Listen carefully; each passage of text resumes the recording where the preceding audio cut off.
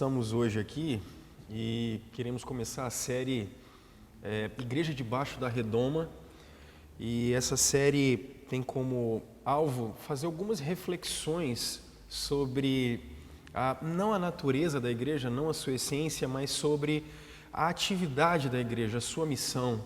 Tanto que essa nova série, ela chama-se Debaixo da Redoma, e ela é uma pergunta: a igreja cumpre a sua missão? A igreja debaixo da redoma cumpre a sua missão? Na verdade, nós chegamos a 38 anos de primeira igreja presbiteriana de Campo Grande, e é a partir daí que nós queremos fazer essa reflexão. Depois de 38 anos, nós cumprimos a missão como igreja, a missão para a qual nós somos chamados, e o convite que essa série nos faz é exatamente esse: voltarmos para a Escritura, ouvirmos a voz de Jesus, ouvirmos o Espírito Santo e vermos e refletirmos se realmente cumprimos a missão para a qual fomos vocacionados. Hoje, o nosso tema é Debaixo da Redoma, a igreja cumpre a sua missão. Queremos refletir sobre doenças que aprisionam, doenças que, na verdade, deixam as igrejas presas. Mas antes disso, eu queria apresentar para vocês alguns dados. Eu fui fazer algumas pesquisas e eu me deparei com alguns dados muito interessantes. Se vocês analisarem, o G1 traz uma notícia de que o número de evangélicos aumenta 61% em 10 anos, aponta o IBGE. Se nós observarmos do início do século XXI até agora, mais de uma década, as fontes, o IBGE, o Instituto Brasileiro de Geografia e Estatística, diz que o número de evangélicos, eu nem vou qualificar o que é evangélico aqui, mas vamos colocar assim: aqueles que não são católicos ou aqueles que não são espíritas, que tem um ramo da cristandade que se chama evangélicos. Essa turma chegou a aumentar nos últimos 10 anos em 61%. E o que é interessante é que esse número de evangélicos no Brasil aumentou em 61,45% em 10 anos, segundo o censo, que foi divulgado pelo IBGE. Em 2000, cerca de 26,2 milhões se disseram evangélicos, ou 15,4% da população. Em 2010, eles passaram de 42,3 milhões, ou 22,2% dos brasileiros. Em 91, esse percentual era de 9%. O aumento é assustador. Mas essa mesma pesquisa ainda do G1, a reportagem do G1, continua dizendo que, mesmo com o crescimento de evangélicos, o Brasil ainda segue de maioria católica. Até aí, a gente não precisa ficar assustado. Mas percebam o seguinte: quando a gente analisa esses dados de que o número de evangélicos cresceu 60%, e isso já são mais de 20% da população brasileira, e se a gente fizer uma progressão, esse número vai aumentar cada vez mais. Uma reportagem também do G1 diz que o Espírito Santo é o estado mais evangélico do Brasil. Cerca de 1/3 do estado do Espírito Santo, segundo a FGV, que é a Fundação Getúlio Vargas, cerca de 1/3 do nosso estado é formado por evangélicos. A Fundação Getúlio Vargas divulgou na tarde dessa terça-feira, quando a pesquisa foi divulgada, sobre a religiosidade brasileira, e eles diziam que o Espírito Santo lidera na quantidade de evangélicos com mais de 1 milhão de pessoas. Nós temos hoje no nosso estado mais de 1 milhão de pessoas que têm uma confissão religiosa de cunho evangélico. O que talvez nós poderíamos resumir dentro disso que eu estou trazendo para a nossa reflexão é o seguinte: fazendo um silogismo tranquilo, a gente poderia falar o seguinte: os evangélicos estão em ascensão no Brasil, são 60% de crescimento. O Espírito Santo é o estado mais evangélico do Brasil. Logo, usando uma lógica tranquila, a vida está melhorando no Brasil e principalmente no Espírito Santo, já que onde o Evangelho chega, a pacificação chega, a mensagem do reino de Deus chega, se aonde o Evangelho chega, chega a libertação por Jesus, se a vida é modificada pelo Evangelho, o que nós poderíamos dizer? Se o Brasil, o número de evangélicos cresce, se no Espírito Santo 1/3 do Brasil, do Espírito Santo é evangélico, então a gente poderia dizer assim, olha, a vida está melhorando. Mas eu tenho certeza que o que a gente pode dizer que essa constatação não é certa. Embora o Brasil seja cada vez mais evangélico, ou o Espírito Santo cada vez mais evangélico, nós não vemos a vida melhorando. Os dados apontam, por exemplo, para a violência no Espírito Santo, como nós somos o segundo estado mais violento do Brasil. Nós perdemos essa disputa só para Alagoas, para ninguém mais. E a pergunta que a gente se faz é, mesmo o número de evangélicos, o número de igrejas se proliferando, então o evangelho está sendo pregado em cada lugar desse, essa seria a nossa definição, nós deveríamos chegar e dizer assim, o que será que está acontecendo de errado? Porque nós temos problemas na ética, nós temos problema com a moral, nós temos problema então com a violência, nós temos problema com a família, nós temos crises de autoridade terríveis, o que está acontecendo? Porque a pergunta que a gente deveria se fazer é onde estava ou onde está a igreja? Porque se a igreja é comissionada por Jesus para pregar o Evangelho é o Evangelho da paz, e quando eu digo Evangelho da paz, eu estou dizendo o Evangelho daquele que é a palavra que traz paz entre o homem e Deus, porque entre o homem e Deus é que há a guerra. E porque nós estamos em guerra com Deus, é que nós vivemos em guerra com o outro e com o próximo. Se o Evangelho é aquilo que nos religa a Deus e nos religa ao próximo, o que está acontecendo? A conclusão que a gente chega é que a igreja, na verdade, embora esteja espalhada no mundo, ela está doente e aprisionada. Ela está debaixo de uma redoma e ela está debaixo de uma redoma completamente adoecida. E o que a gente queria conversar rapidamente são as palavras do Dr. Gustavo Crocker, quando ele escreve esse livro desenvolvendo uma igreja missional aos moldes de Jesus. Só para deixar bem claro o que é igreja missional não é nenhuma inovação, não é nenhum modelo de igreja, mas a ideia missional surge na década de 70, quando os missionários, depois de irem para as missões transculturais e por lá ficarem décadas, quando eles voltam para as nações que os enviaram, eles encontraram nações completamente secularizadas, com valores completamente anticristãos. E quando chegaram nas igrejas que os enviaram, eles encontraram igrejas completamente paganizadas. Igrejas que adoravam, às vezes em nome de Jesus, mas adoravam outros deuses, porque Jesus saiu de dentro dessas igrejas. Então, quando eles chegaram, a ideia da igreja missional é exatamente a igreja que aplica aquilo que a transculturalidade fazia no campo missionário, agora nós vamos aplicar dentro das cidades. Nós entendemos como movimento missional aquilo que vai trazer uma reflexão de como aplicar o Evangelho a uma sociedade completamente secularizada e paganizada, uma sociedade pós-cristã, longe de Cristo, longe de Deus. Essa é a ideia missional, essa é a ideia da eclesiologia missional, ou como aplicamos o Evangelho no nosso tempo. E o Gustavo Crocker, ele faz uma análise interessante, eu quero lembrar aqui que a gente está falando de 38 anos da nossa comunidade.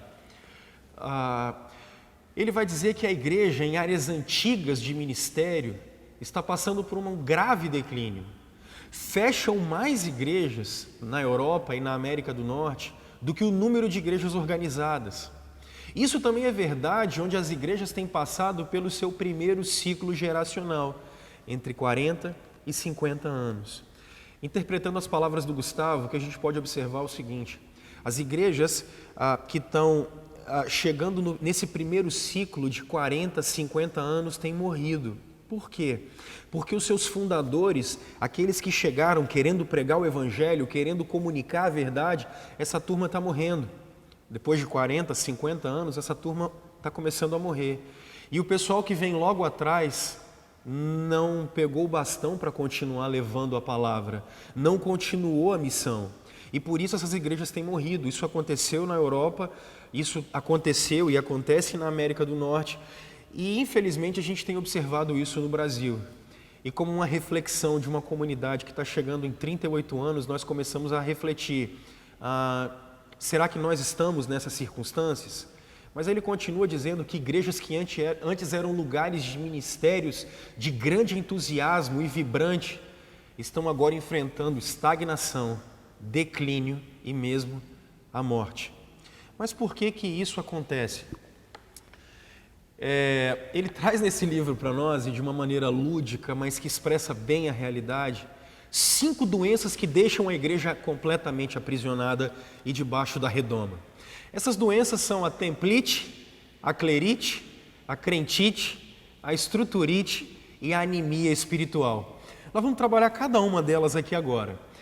O que é a templite? A templite é quando a igreja é o edifício. Reparem que a maioria de nós cresceu dizendo, eu vou à igreja. Ou ainda, a gente faz isso com frequência. E contudo, esquecemos que nós somos a igreja. Nós herdamos a ideia de ir à igreja daqueles que eram, que acreditavam firmemente de que a igreja e templo eram sinônimos.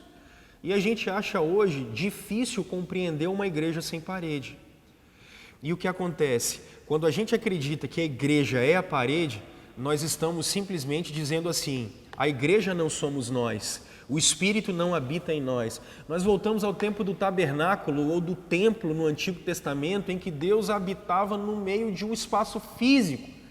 Mas o que nós precisamos perceber é que hoje, na dispensação do Evangelho, quando Jesus subiu e desceu aos céus e derramou o Espírito Santo, a igreja não é uma parede, a igreja não é um templo, a igreja é um povo. O que existe de sagrado no cristianismo não é o templo, não é a instituição, mas o que existe de sagrado no cristianismo somos nós. O que existe de sagrado no cristianismo não é a cruz, o que existe de sagrado não é toalha ungida, não é óleo ungido, o que existe de sagrado no cristianismo sou eu, o templo do Espírito Santo de Deus. Eu aproveito para deixar registrado, porque há aproximadamente um mês, na parada gay lá em São Paulo, um transexual se disse crucificado e por isso a comunidade, alguns da comunidade evangélica começaram a falar, eles estão profanando o nosso Cristo, eles estão profanando o nosso Cristo, eles estão humilhando o nosso Cristo. Mas a minha pergunta é a seguinte, como humilhar quem está exaltado? Como humilhar a Deus? Porque no Império Romano a coisa mais comum era alguém ser crucificado. A cruz é uma inquisição, a cruz não é santa. Quem é santo é o santo dos santos, que é Cristo. E ele está exaltado, nós não temos símbolos, e nós que somos reformados e calvinistas, nós não temos símbolos. O nosso símbolo, acima de tudo, é o próprio Cristo, que é o nosso Deus, e quem está sobre nós é Ele. Por isso, a compreensão de que nós somos a igreja precisa trazer na gente a certeza de que a igreja não são templos e não há objetos sagrados. Às vezes a gente observa pessoas fazendo peregrinações a templo A, templo B, templo C. Isso é uma mentira do inferno e do diabo, porque quem é santo no cristianismo somos nós, o templo do Espírito Santo. Não tem água que fica em cima da televisão para deixar ninguém saudável, não tem toalha de apóstolo A, B, C ou D, não tem crucifixo nem água do Rio Jordão. Quem é santo no cristianismo somos nós, o templo do Espírito Santo. Mas a templite faz com que a gente fique preso. E repare que ela tem sintomas. A gente confina o poder de Cristo a um edifício. É mais ou menos aquela ideia assim, eu vou à igreja para poder ser abençoado, porque se eu não for, eu não sou abençoado. Conheço pessoas que vêm à igreja às vezes amarrado e doente, sem poder sair da cama, porque se ele não vier no domingo à noite a um culto, ele não é abençoado.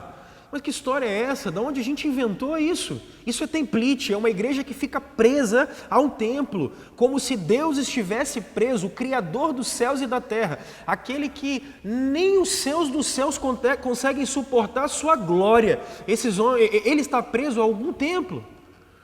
Mas um outro sintoma é que tudo tem que acontecer num edifício. Nós vamos orar, então tem que orar dentro da igreja. A gente vai fazer um culto, então o culto tem que ser dentro da igreja, tem que ser dentro do templo. A gente vai se reunir para fazer algum evento, tem que ser dentro do templo. Não pode ser debaixo de uma árvore, não pode ser debaixo de uma ponte, Deus não está lá. A onipresença de Deus não é suficiente, Ele só age aqui. São incoerências que a gente cometeu e comete. A templite aprisiona e é uma doença. Uma outra doença, e essa talvez seja uma das mais sérias da nossa época, é a clerite. A clerite vem de clero, clero são os sacerdotes, é quando a gente acredita que a igreja é o pastor. E essa doença é interessante porque os membros da igreja acreditam que pelo fato de pagarem ao pastor um salário, supõem que ele faça tudo relacionado com a vida da igreja. Visitação, evangelização, pregação, ensino e por aí adiante. É mais ou menos assim, a gente trabalha de segunda a sexta, então a gente paga o salário para alguém fazer o trabalho sujo para nós. Percebam que os sintomas dessa doença que resulta numa apatia dos membros da igreja e faz regressar ao tempo dos sacerdotes e mediadores diante de Deus. É mais ou menos aquela ideia assim, quem é que tem que visitar as pessoas? O pastor. Quem é que ora? Vamos lá hoje para o pastor orar por você? Vamos lá na igreja hoje, porque lá é fulano de tal que está pregando, então lá tem a bênção de Deus. Olha, fulano de tal, quando ele fala, aí Deus se move. Isso é clerite, isso acaba com o sacerdócio universal dos crentes. Jesus, quando subiu aos céus, derramou dons aos homens e formou cada um de nós como sacerdotes. A única pessoa que pode levar a gente até Deus é Jesus. E por isso o Espírito Santo derramado fez com que todos nós fôssemos sacerdotes dele. Todos nós podemos trabalhar, pregar, orar em nome de Jesus. Ninguém é especial acima do outro. Todos nós diante de Deus somos iguais. Todos nós somos pecadores e salvos pela graça de Deus em Jesus Cristo. Por isso, essa história de que a oração do pastor é mais forte, ou é o pastor que tem que estar, é o pastor que faz o trabalho, isso na verdade é uma apatia de uma igreja que está debaixo de uma redoma doente. Agora percebam que essa apatia, e essa é uma pesquisa que eu ouvi o pastor Ricardo Agreste comentando sobre ela, e ela traz exatamente alguns dados sobre os pastores. Percebam que esses pastores enfrentam dificuldade para encontrar um campo ou manter-se na igreja em que atuam. Grande parte dos pastores enfrentam dificuldade em continuar por causa de quais pressões? Reparem que eles sentem-se incapazes de corresponder às demandas da igreja contemporânea, mas convivem com sintomas de estresse e depressão em todo o tempo, buscam formação acadêmica em outra área de atuação e flertam com a possibilidade de abandonar o ministério. Mas a coisa piora. Reparem que essa pesquisa americana, ela mostra para nós que 90% dos pastores trabalham de 55 a 70 horas por semana. Eu queria deixar a pergunta de quantas horas você trabalha por semana. 75% não se sentem adequadamente preparados para o ministério. Essa para mim é mais estarrecedora, porque 72% dos pastores só encostam a mão na Bíblia quando eles precisam pregar. E 71% lutam constantemente com sintomas de depressão.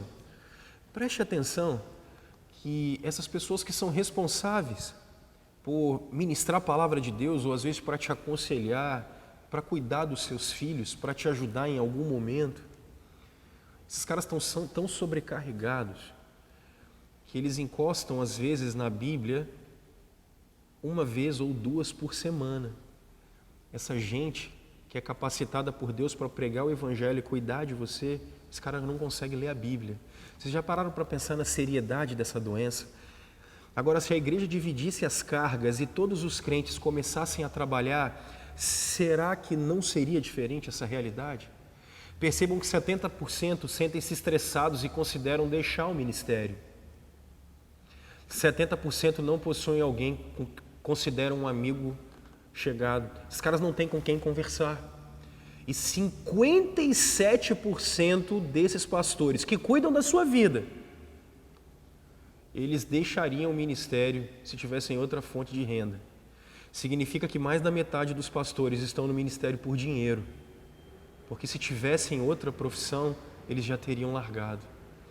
50% se sentem incapazes de atender às demandas ministeriais. 50% deixam o ministério nos primeiros 5 anos.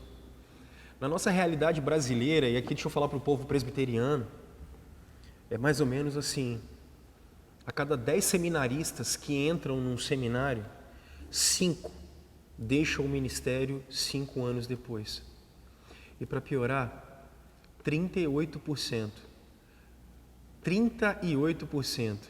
estão se divorciando ou já se divorciaram. É uma doença que nos aprisionou. A crentite é quando o crente é um cliente. Sabe como é que essa gente atua? É mais ou menos assim. Eu vou à igreja, e aí quando eu chego lá, se a música não me agradou, se a professora lá que cuida do culto infantil teve dor de cabeça e hoje ela não foi, ou se o pastor hoje falou algumas coisas que eu não saí muito bem alimentado da igreja. Essas pessoas já chegam e vão para casa e, por exemplo, um casal, um olha para o outro e fala assim: meu bem, está na hora da gente procurar outra comunidade, porque essa não está atendendo mais a gente. A crentite são crentes que se envolvem com comunidades para que eles possam se servir dessas igrejas, para que possam se servir das pessoas. Crentite é o pior tipo de gente que tem, porque ele fica migrando de galho em galho e ele nunca para em um lugar só. Percebam uma coisa bem curiosa. Aquela velha frase, e eu falo isso muito aqui na nossa comunidade, na nossa igreja, é aquela velha frase que as pessoas usam, que é mais ou menos assim: eu acho que o meu tempo aqui acabou. Parece que está cheio de espiritualidade por trás, mas são pessoas que não se envolvem, que não usam os seus dons, que não usam os talentos que foram dados por Deus, para que a sua comunidade, às vezes, que enfrenta problemas, para que ela possa passar por isso e a gente possa semear o Evangelho. Mas enquanto isso, a gente está preocupado numa comunidade de consumo, numa sociedade de consumo, a gente consome tanto por aí que a gente resolveu consumir liturgia, louvor, pregação, a gente consome a aula de escola bíblica, a gente consome grupos familiares ou grupos pequenos, a gente consome tudo. E se não está bom, a gente troca, afinal de contas eu dou o meu dízimo. Em alguns lugares a gente ouve algumas pessoas ainda falando assim: não, eu pago o meu dízimo mesmo. Então se eu pago o meu dízimo, isso é demoníaco, tá? Então se eu pago o meu dízimo, eu tenho os meus direitos. Isso é doença. Se você é assim, você está doente. E o pior, você está aprisionado numa redoma. Uma outra doença, e essa eu queria só fazer uma observação, porque eu amo a minha igreja, eu amo a igreja presbiteriana. E eu sou contra rachas, sou contra cismas, sou contra brigas. Eu sou contra essa história de que nós estamos livres para formar novas comunidades. Eu sou contra isso. Mas a estruturite é uma doença, porque quando a igreja é a estrutura. Eu brinco falando que os presbiterianos vão chegar atrasados no céu, porque quando Jesus tocar a última trombeta, a gente vai estar lendo ata e aprovando ata. A gente vai estar em alguma reunião de sociedade interna ou de conselho. Eu não tenho problema em falar isso, porque eu acho que a estrutura deve ser usada e utilizada sempre quando ela nos serve. A partir do momento em que nós servimos a estrutura, ela passa a nos escravizar e nós estamos doentes. Por isso, a estruturite, infelizmente, em muitos lugares, a igreja é mais conhecida pela sua estrutura e organização do que pelas suas crenças, valores e doutrinas. Na igreja, a estrutura deve seguir a missão. Em outras palavras, as estruturas da igreja devem ser concebidas para facilitar a nossa missão, para facilitar a pregação do Evangelho. Todas as vezes que nós somos escravos da estrutura, nós estamos doentes e debaixo da redoma. Percebam e tenham uma atenção que a coisa mais importante ao enfrentar a estruturite é lembrar que a estrutura são meios para alcançar um fim, que é o de cumprir a missão da igreja, que é semear o evangelho, que é semear as boas novas. Por fim, eu queria falar da anemia espiritual, e essa está em todos os lugares, infelizmente. As igrejas estão ocupadas em organizar programas, preparando musicais, celebrando aniversário, juntando-se a marcas e, contudo, elas não têm tempo para Jesus. Eu acho isso interessante porque as igrejas fracassaram em reconhecer que não existem para elas mesmas. E o propósito dessas igrejas é criar uma identidade cultural. Você que frequenta alguma igreja, eu queria que você fizesse 3 perguntas para você. Sua comunidade cresce em número, sua comunidade cresce em relevância ou sua comunidade cresce em qualidade? Quando a gente diz que uma comunidade cresce em número, é porque às vezes a gente tem numerofobia. A gente tem medo dos números. Alguns de nós dizem assim, não, aqui nós somos fiéis, aqui nós pregamos o Evangelho. Tudo bem, mas quando eu olho a dinâmica do Espírito Santo em todo o Novo Testamento, onde o Evangelho era pregado, as pessoas chegavam. Então, se pregamos o Evangelho, o que está acontecendo para que o nosso número não aumente? O que mais nós percebemos? Igrejas que chegam a um ciclo como o nosso, de 38 anos, 40 anos, 50 anos, qual é o crescimento dessas igrejas? O crescimento é migratório, quando eles saem de outras igrejas e vêm para a nossa, ou quando nascem os filhos dos crentes. E aí as igrejas crescem. Agora, conversões e impacto aonde nós estamos, porque o reino de Deus já espiritualmente está instalado, é o já, mas ainda não, a gente não observa. Igrejas que não crescem em qualidade. E quando eu digo igrejas que não crescem em qualidade, os crentes não são aprimorados. É gente que, na linguagem de Paulo em Efésios, está atrás de tudo e qualquer tipo de vento de doutrina.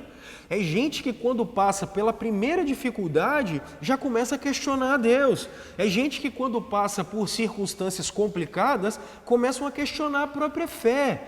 Para piorar, é gente que não consegue responder às demandas do mundo. É gente que quando é colocada em xeque pela fé que tem, não consegue responder as perguntas que são colocadas para eles. Deus existe ou não existe? A Bíblia é verdade ou não é verdade? Para que crer em Jesus? As obras salvam ou não salvam? Jesus volta ou não volta? É gente que não sabe a razão da sua fé. É gente que não consegue defender a sua fé. Igreja que não cresce em qualidade, porque é uma igreja anêmica espiritualmente.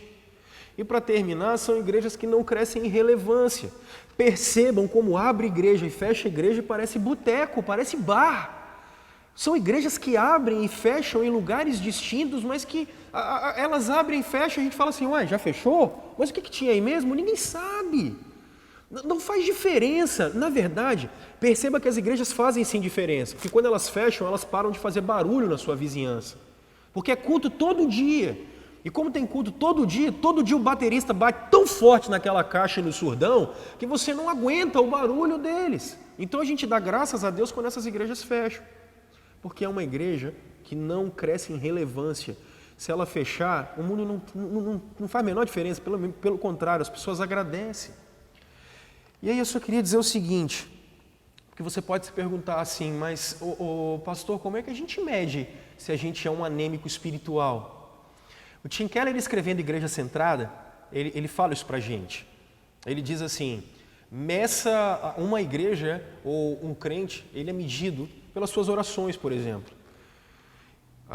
Reparem que nas nossas reuniões de oração, ou nas nossas próprias orações próprias, elas são sempre curtas, repetitivas e centradas na nossa própria vontade, nos nossos próprios desejos e necessidades.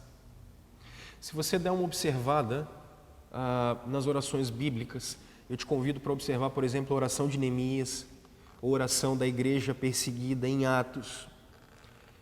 Por exemplo, a igreja de Atos, quando está perseguida, a oração deles é, olha Deus, enquanto o teu nome é glorificado, o Senhor está vendo que eles mataram Jesus, estão perseguindo a gente, mas enquanto o teu nome é glorificado, nos dá força para pregar. Como é que um lugar desse não treme? Porque é um povo que mesmo com chance de morrer a qualquer momento, está olhando: Deus, que o teu nome seja glorificado. Deus, que o Senhor seja bendito. Deus, que o nome de Jesus seja conhecido. Deus, que o Evangelho expanda. Porque a gente entendeu que o Evangelho é a única maneira do mundo ser transformado e das pessoas se religarem ao Senhor. E a gente vive num tempo, porque talvez você queira perguntar: e um outro termômetro, pastor?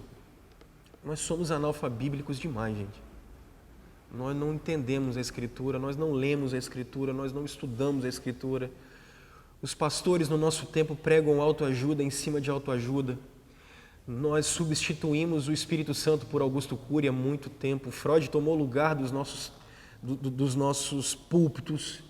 É uma psicologização generalizada. Pastores que, ao aconselhar irmãos, aconselham simplesmente com base em psicologia.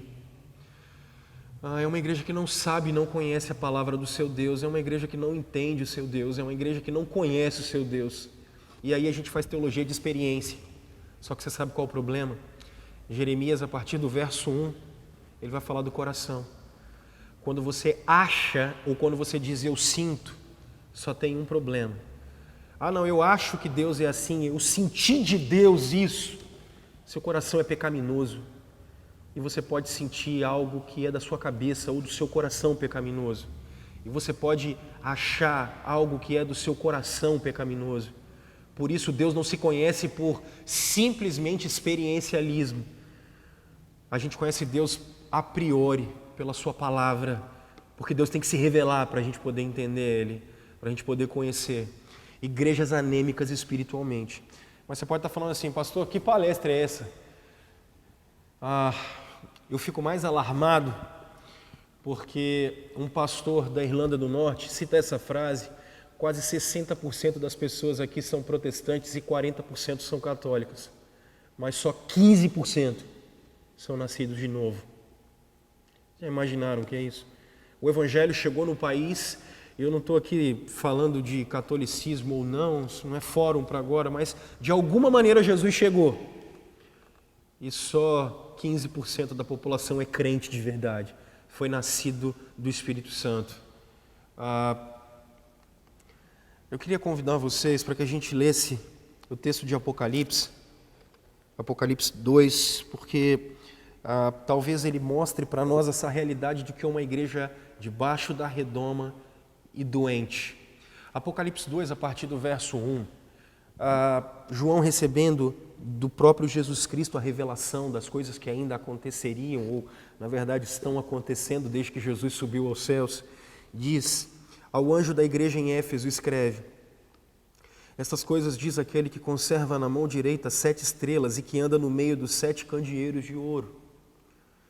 Conheço as tuas obras, tanto o teu labor como a tua perseverança, que não pode suportar homens maus, e que puseste à prova os que a si mesmos se declaram apóstolos e não são, e os achastes mentirosos.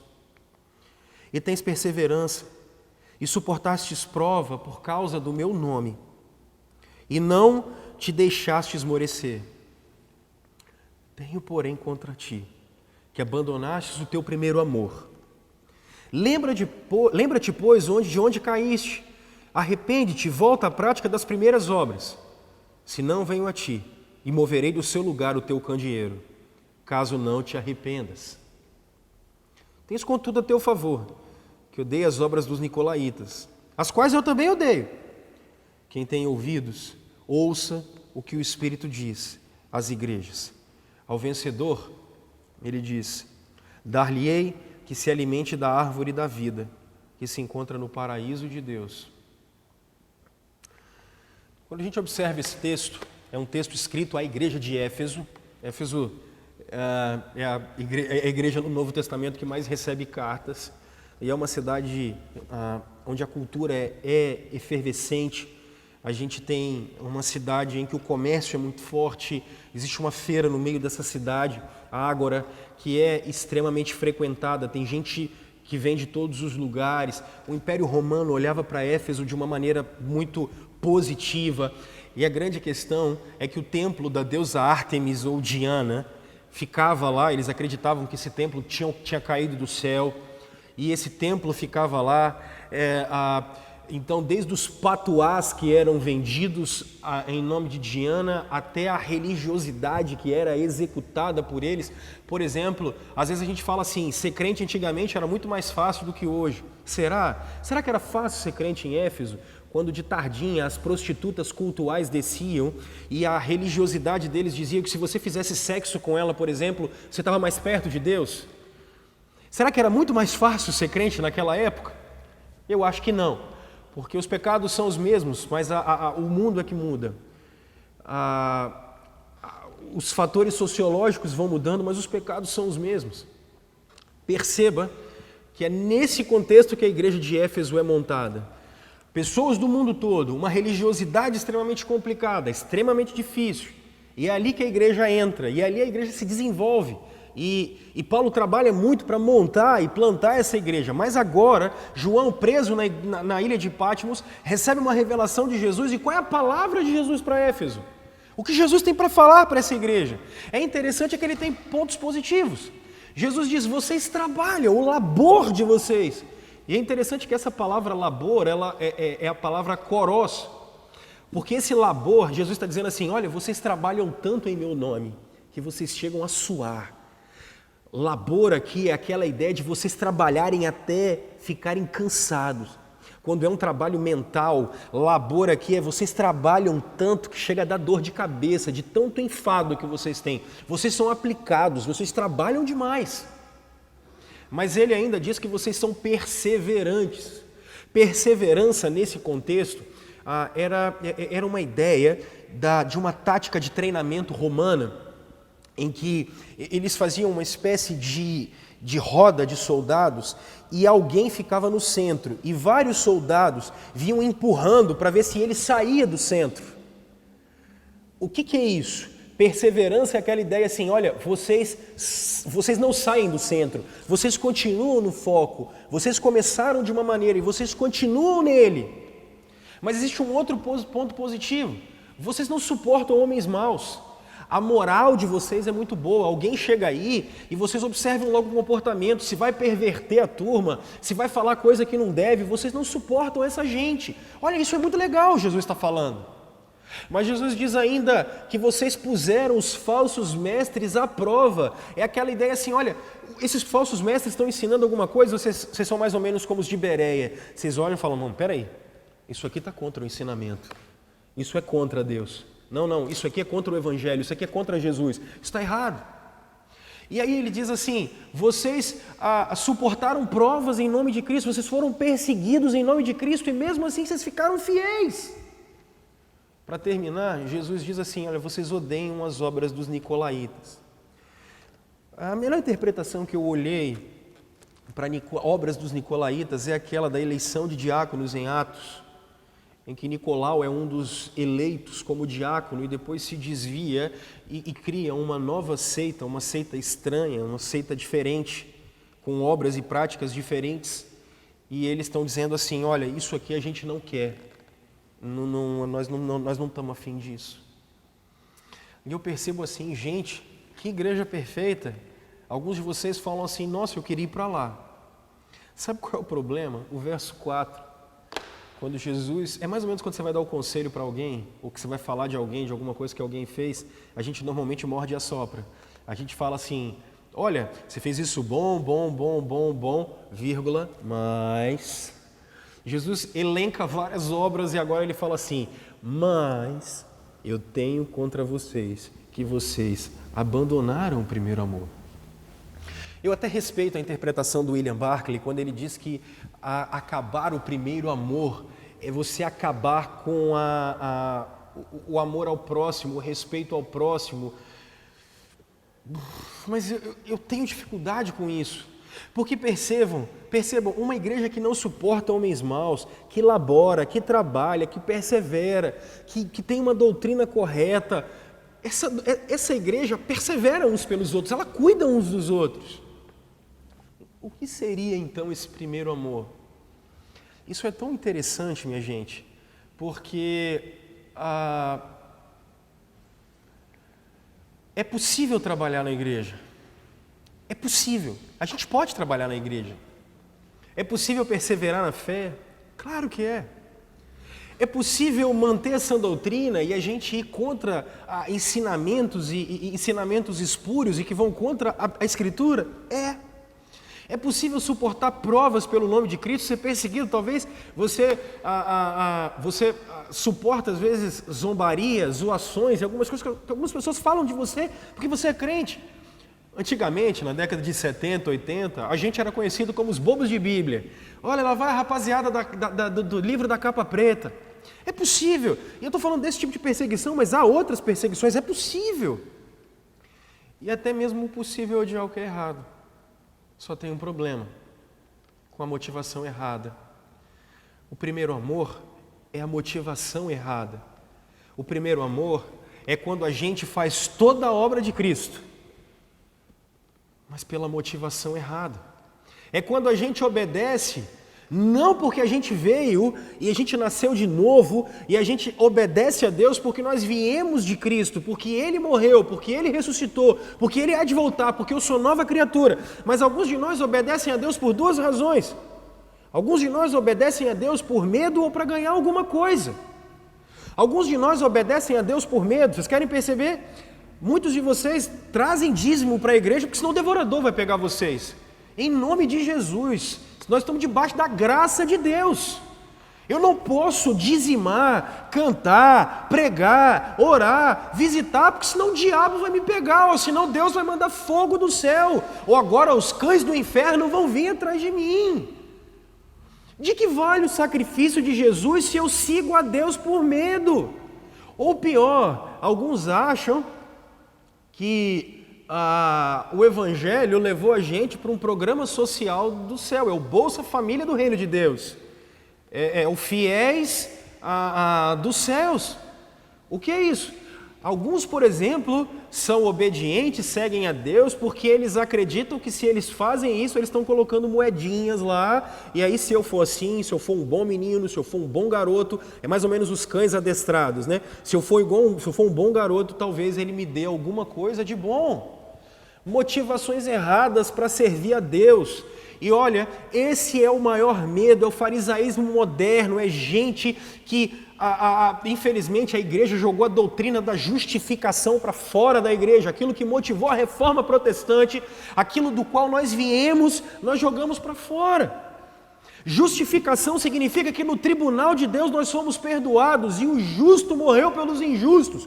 Por isso toda a nossa conta foi paga de graça, sem você fazer nada, porque Deus se encarnou, veio ao mundo, se tornou homem, porque quem pecou foi Adão, e se Adão pecou, um homem tem que pagar a conta, e ele paga a conta no nosso lugar, ele morre a nossa morte, ressuscita a nossa vida e ele há de voltar. Isso é graça, isso é salvação de graça. E a justificação é quando pela fé eu entendo que eu não conseguiria chegar até Deus e eu precisava de alguém para me substituir. E Deus substituiu pagando a minha conta e cumprindo a lei no meu lugar.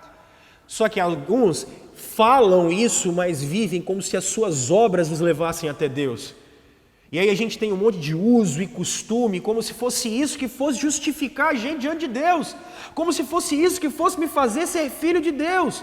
E para ajudar aqueles que dizem que a gente perde a salvação ainda, e dizem que se eu andar de um jeito ou de outro eu vou perder a salvação, porque justificação me garante a adoção. Então vocês querem me dizer que Deus foi lá, me pegou no orfanato, me adotou, agora eu fiz uma coisa errada e o meu pai falou, não, eu não quero mais esse menino, vai embora daqui. Porque a gente está crendo da maneira errada, o coração foi para longe. Falamos de Jesus, falamos que aceitamos Jesus e que cremos em Jesus, mas agora o que a gente faz? Não, as nossas obras é que nos levam até Deus. Eu quero que vocês percebam como a igreja está cheia dessas crendices, a igreja está cheia dessa gente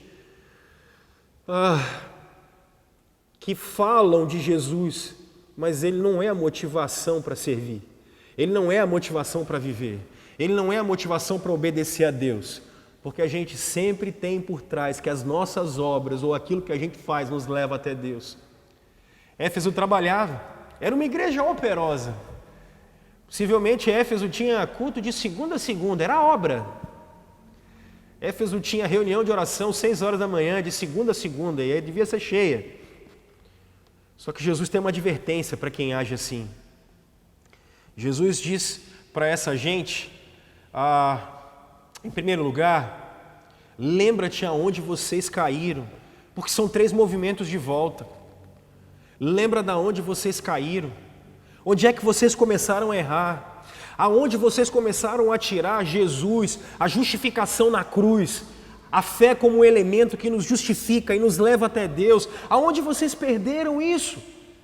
Aonde vocês começaram a achar que era essa religiosidade de vocês, onde vocês começaram a achar que os usos de costumes de vocês fariam que vocês fossem aceitos por Deus, onde vocês começaram a achar que simplesmente porque vocês botam uma roupinha para ver Deus dia de domingo, colocam um perfume especial e vocês aparecem lá para poder orar, cantar e celebrar e todo mundo fala aleluia e glória a Deus. Quando é que vocês acharam que isso é a motivação para servir a Deus?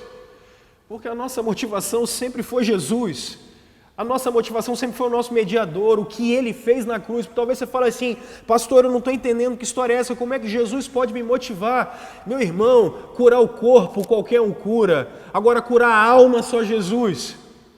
Dar remédio para você, para curar teu câncer, para curar a AIDS, a gente até consegue inventar, porque a graça de Deus está derramada sobre todos. Agora religar a gente a Deus, quem conseguiria perdoar pecados? Quem conseguiria fazer a gente aceito por Deus novamente?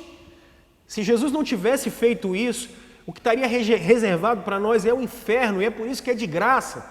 E o que tem que te motivar? Eu estava perdido, eu estava morto, cego, espiritualmente separado de Deus. O que estava reservado para mim era o inferno, mas Ele se encarnou, pagou toda a minha dívida e cumpriu toda a lei no meu lugar, para garantir que eu vivesse eternamente. Sabe como Paulo reflete isso? A Ele, pois, a glória eternamente, amém. E é isso que tem que motivar a igreja, é isso que tem que motivar os filhos de Deus, porque Deus se compadeceu de nós, Deus colocou o seu coração na nossa miséria, Deus veio para nos resgatar, e agora nos adotou, e nós éramos filhos da ira, e Ele nos fez filhos dEle. Por isso, meus irmãos, qual é a maior motivação? O que Cristo fez por mim? Jesus precisa voltar para a igreja. Jesus precisa vir nos libertar da redoma. Jesus precisa vir libertar a igreja para que a igreja comece a anunciar quem Cristo é. Por isso nós precisamos lembrar onde é que Jesus começou a ser substituído pela clerite, pela templite, pela estruturite. Quando é que nós começamos a ser anêmicos espirituais? E quando ele usa a palavra arrepende-te, a palavra arrependimento é metanoia. A ideia de arrependimento eu estava andando numa direção, fiz a reflexão, errei, me perdoa, a partir de agora eu mudo de direção e vou embora. É isso que Jesus está pedindo para a igreja dele, é isso que Ele quer da igreja dele, que a gente pense onde a gente caiu, ajoelhe diante dele pedindo perdão, porque o substituímos por muito tempo. E agora a gente precisa voltar a caminhar na direção correta, com a motivação correta. E ele diz assim, voltem para as primeiras práticas. Voltem para onde eu era o centro da igreja. Voltem para onde eu motivava vocês. Essa é a ordem de Jesus. Só que, compreendam o seguinte, ele traz uma realidade muito dura para nós. Porque quando ele diz, eu vou tirar o candeeiro de vocês. Esse candeeiro é a presença do Espírito Santo no meio da igreja. Jesus está dizendo assim, se arrependam, ou eu vou sair do meio de vocês. E por isso que igrejas fecham, porque Jesus já não está mais lá, porque o Espírito de Deus já não está mais lá. Eu quero que vocês percebam que Jesus não precisa dessa comunidade aqui, Jesus não precisa da primeira igreja de Campo Grande, Jesus não precisa de igreja ou comunidade nenhuma, de organização nenhuma, Ele é soberano, mas Ele nos deu o ministério da reconciliação, como Paulo fala aos Coríntios, para que nós o celebrássemos. Mas de que vale uma igreja, de que vale uma comunidade cristã sem Cristo? De que vale uma comunidade cristã que não tem a verdade do Evangelho como centro? Jesus está dizendo, arrependam-se, porque eu não vou suportar isso. Éfeso morreu, a igreja de Éfeso morreu, ela não existiu mais. E eu queria fazer essa reflexão para a nossa comunidade hoje e para a comunidade de quem está assistindo, porque a gente termina falando 3 coisas para que a gente possa sair dessa redoma, sair dessas doenças que estão prendendo a gente. Por qual doença você está infectado? Eclerite, templite, estruturite, anemia espiritual ou crentite? Qual doença aprisiona você? Qual doença aprisiona a nossa igreja? Qual doença aprisiona a nossa comunidade? Segundo, para sair da redoma, por qual doença a nossa comunidade, como eu estou dizendo, é infectada? Por fim, o convite do Evangelho, da Boa Nova, é para que a gente dê uma passada na cruz, para que a gente possa pedir perdão, como igreja e como pessoas, para que a gente volte ao primeiro amor, onde Cristo era tudo em todos, aonde a glória de Deus era o nosso alvo, e onde nós vivíamos para que o Evangelho fosse semeado, para que a glória de Cristo fosse conhecida, e o mundo conhecesse que Jesus Cristo é o Senhor, para a glória de Deus Pai. Que Deus nos abençoe, para que a gente possa ser uma igreja sarada e liberta da redoma. Amém.